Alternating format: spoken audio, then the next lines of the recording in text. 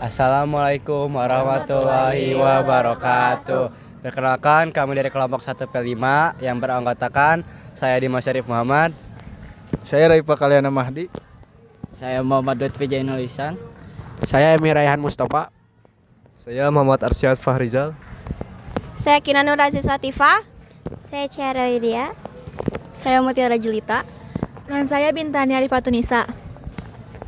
Di sini kami akan membahas tentang Tugu Proklamasi. Selamat menyaksikan. Hujan.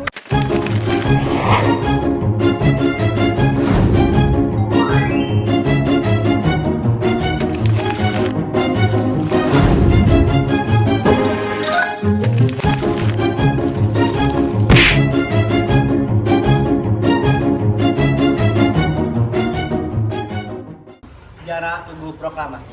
Tugu Proklamasi didirikan di Jalan Proklamasi nomor 56 Jakarta Pusat di kediaman Soekarno.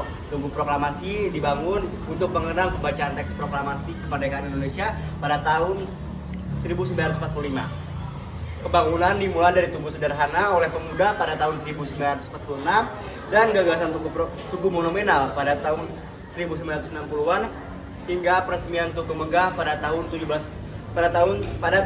Agustus 1980. Selanjutnya, elemen penting Tugu Lingga dan pria dan wanita serta cita-cita bangsa yang tinggi. Patung Soekarno-Hatta dulu membaca proklamasi dengan ereksi keberanian dan semangat. Replika teks proklamasi lambar hitam mengingat kata-kata kemerdekaan. Fungsi Tugu Proklamasi adalah sebagai monumen peringatan proklamasi kemerdekaan RI, berperan sebagai simbol sejarah dan identitas nasional, pusat kegiatan kenegaraan dan upacara penting, destinasi pendidikan dan wisata sejarah bagi berbagai kalangan, pengingat akan nilai-nilai perjuangan bangsa, dan sumber inspirasi generasi penerus untuk meneladani semangat para pejuang.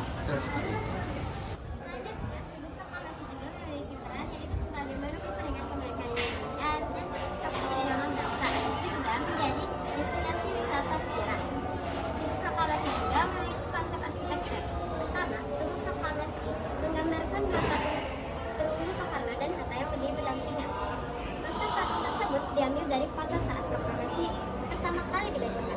Kedua, di latar belakang patung tersebut terdapat patung monolitik bernama 17. Patung tersebut mengampit lantang batu terunggu yang menggambarkan manuskrip proklamasi kemerdekaan Indonesia. Selanjutnya ada tata ruang. Yang pertama ada Tugu Proklamasi terletak di bekas kediaman Soekarno di Jalan Pengangsaan Timur 56 Jakarta Pusat. Yang kedua ada Tugu Proklamasi diresmikan oleh Sultan Syahrir pada 15 Agustus 1946. Selanjutnya ada struktur bangunan dan simbolisme. Struktur bangunan Tugu Proklamasi. 1. Tugu petir atau disebut Tugu Proklamasi, pilar putih dengan ornamen petir berwarna emas di bagian atasnya. Tinggi 17 meter atau disebut 17 Agustus. Pilar utama berdiri di tengah taman. 2 patung tokoh proklamator Soekarno memegang teks proklamasi menggambarkan momen saat membacakannya. 3 teks proklamasi prasasti besar yang ditulis dalam huruf timbul terletak di dinding belakang patung proklamator.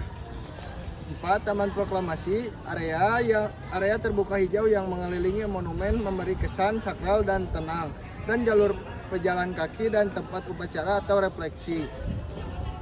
Selanjutnya ada unsur adat dan seni. Yang pertama, unsur adat dan seni tradisional. Elemen adat dan seni tradisional seperti yang pertama, ada pakaian tradisional. Dalam peristiwa proklamasi, Soekarno-Hatta memakai pakaian khas nasional yaitu baju putih dan peci hitam yang menggambarkan kesederhanaan dan kebangsaan. Yang kedua, ada bahasa Indonesia. Pembacaan teks proklamasi menggunakan bahasa Indonesia yang menjadi simbol pemersatu bangsa.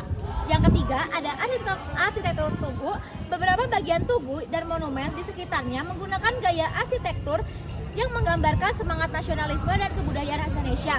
Yang kedua, ada nilai budaya dan filosofi Tugu Proklamasi. Tugu Proklamasi memiliki makna filosofis dan nilai budaya yang mendalam, yaitu yang pertama ada nasionalisme dan patriotisme, yang kedua ada persatuan, yang ketiga ada kesederhanaan, yang keempat ada sejarah dan jati diri bangsa. Fasilitas dan upaya pelestarian modern.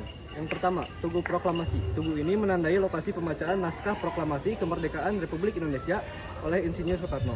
Yang kedua, Monumen Pahlawan Proklamator patung Insinyur Soekarno dan Dr. Muhammad Hatta berdiri berdampingan, menggambarkan momen pembacaan proklamasi. Yang ketiga, Taman Proklamasi, ruang terbuka hijau yang digunakan untuk kegiatan upacara, edukasi sejarah hingga wisata keluarga. Yang keempat, ruang informasi dan dokumentasi, menyediakan arsip foto, dokumen, dan informasi sejarah seputar proklamasi.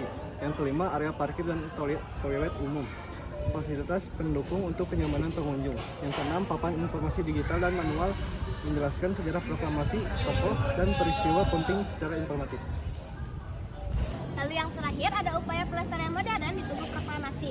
Yang pertama, digitalisasi informasi sejarah melalui panel digital interaktif atau QR Code. Yang kedua, ada pemeliharaan berkala pemerintah DKI Jakarta secara rutin. Dan ketiga, peningkatan aksesibilitas, penamaan jalur khusus difabel, kapan petunjuk yang lebih jelas, serta area ramah keluarga.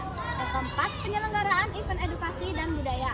Yang kelima, kolaborasi dengan sekolah dan komunitas. Dan yang terakhir, ada pemanfaatan media sosial dan website.